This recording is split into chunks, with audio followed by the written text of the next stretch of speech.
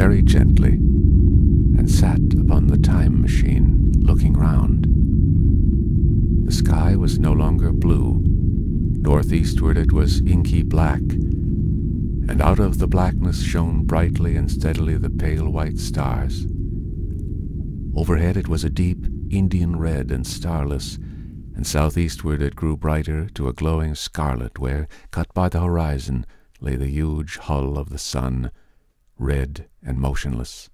The rocks about me were of a harsh reddish color, and all the trace of life that I could see at first was the intensely green vegetation that covered every projecting point on their southeastern face. It was the same rich green that one sees on forest moss or on the lichen in caves, plants which like these grow in perpetual twilight. The machine was standing on a sloping beach. The sea stretched away to the southwest, to rise into a sharp bright horizon against the wan sky. There were no breakers and no waves, for not a breath of wind was stirring. Only a slight oily swell rose and fell, like a gentle breathing, and showed that the eternal sea was still moving and living.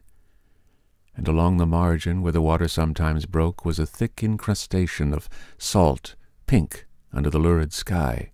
There was a sense of oppression in my head, and I noticed that I was breathing very fast. The sensation reminded me of my only experience of mountaineering, and from that I judged the air to be more rarefied than it is now. Far away up the desolate slope I heard a harsh scream, and saw a thing, like a huge white butterfly, go slanting and fluttering up into the sky and, circling, disappear over some low hillocks beyond. The sound of its voice was so dismal that I shivered and seated myself more firmly upon the machine. Looking round me again, I saw that, quite near, what I had taken to be a reddish mass of rock was moving slowly towards me. Then I saw the thing was really a monstrous crab-like creature. Can you imagine a crab as large as yonder table, with its many legs moving slowly and uncertainly, its big claws swaying, its long antennae like carters' whips waving and feeling, and its stalked eyes gleaming at you on either side of its metallic front? Its back was corrugated and ornamented with ungainly bosses, and a greenish incrustation blotched it here and there. I could see the many palps of its complicated mouth flickering and feeling as it moved. As I stared at this sinister apparition crawling towards me, I felt a tickling on my cheek, as though a fly had lighted there. I tried to brush it away with my hand, but in a moment it returned, and almost immediately came another by my ear. I struck at this, and caught something thread-like. It was drawn swiftly out of my hand. With a frightful qualm I turned, and saw that I had grasped the antenna of another monster crab that stood just behind me. Its evil eyes were wriggling on their stalks, its mouth was all alive with appetite, and its ungainly claws, smeared with an algal slime, were descending upon me. In a moment my hand was on the lever, and I had placed a month between myself and these monsters. But I was still on the same beach, and I saw them distinctly now as soon as I stopped. Dozens of them seemed to be crawling here and there in the somber light among the foliated sheets of intense green. I cannot convey the sense of abominable desolation that hung over the world, the red eastern sky, the northward blackness, the salt, dead sea, the stony beach crawling with these foul, slow-stirring monsters, the uniform, poisonous-looking green of the lichenous plants, the thin air that hurts one's lungs, all contributed to an appalling effect.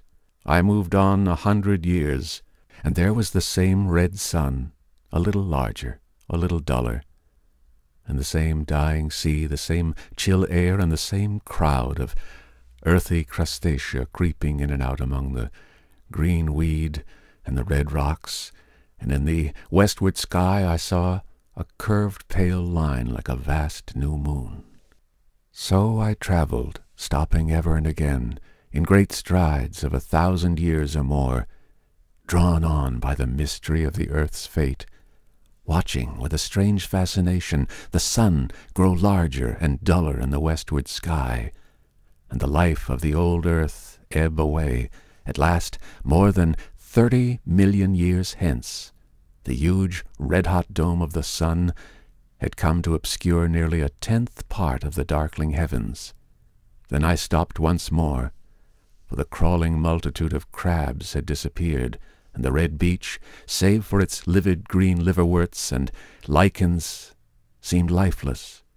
And now it was flecked with white. A bitter cold assailed me.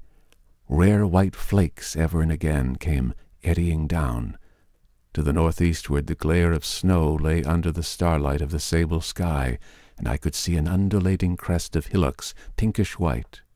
There were fringes of ice along the sea margin, with drifting masses further out. But the main expanse of that salt ocean, all bloody under the eternal sunset, was still unfrozen. I looked about me to see if any traces of animal life remained. A certain indefinable apprehension still kept me in the saddle of the machine, but I saw nothing moving, in earth or sky or sea. The green slime on the rocks alone testified that life was not extinct. A shallow sandbank had appeared in the sea, and the water had receded from the beach. I fancied I saw some black object flopping about upon this bank, but it became motionless as I looked at it. I judged that my eye had been deceived, and that the black object was merely a rock. The stars in the sky were intensely bright and seemed to me to twinkle very little. Suddenly I noticed that the circular westward outline of the sun had changed, that a concavity, a bay, had appeared in the curve. I saw this grow larger. For a minute perhaps I stared aghast at this blackness that was creeping over the day, and then I realized that an eclipse was beginning. Either the moon or the planet Mercury was passing across the sun's disk. Naturally, at first I took it to be the moon. But there is much to incline me to believe that what I really saw was the transit of an inner planet passing very near to the earth. The darkness grew apace. A cold wind began to blow in freshening gusts from the east, and the showering white flakes in the air increased in number. From the edge of the sea came a ripple and whisper. Beyond these lifeless sounds the world was silent. Silent? It would be hard to convey the stillness of it. All the sounds of man, the bleating of sheep, the cries of birds, the hum of insects, the stir that makes the background of our lives, all that was over. As the darkness thickened, the eddying flakes grew more abundant, dancing before my eyes, and the cold of the air more intense. At last, one by one, swiftly, one after the other, the white peaks of the distant hills vanished into blackness. The breeze rose to a moaning wind. I saw the black central shadow of the eclipse sweeping towards me. In another moment the pale stars alone were visible. All else was rayless obscurity. The sky was absolutely black. A horror of this great darkness came upon me. The cold that smote to my marrow and the pain I felt in breathing overcame me. I shivered, and a deadly nausea seized me. Then, like a red-hot bow in the sky, appeared the edge of the sun. I got off the machine to recover myself. I felt giddy and incapable of facing the return journey. As I stood, sick and confused, I saw again the moving thing upon the shoal. There was no mistake now that it was a moving thing against the red water of the sea. It was a round thing, the size of a football perhaps, or it may be bigger, and tentacles trailed down from it. It seemed black against the weltering blood-red water, and it was hopping fitfully about. Then I felt I was fainting, but a terrible dread of lying helpless in that remote and awful twilight sustained me while I clambered upon the saddle.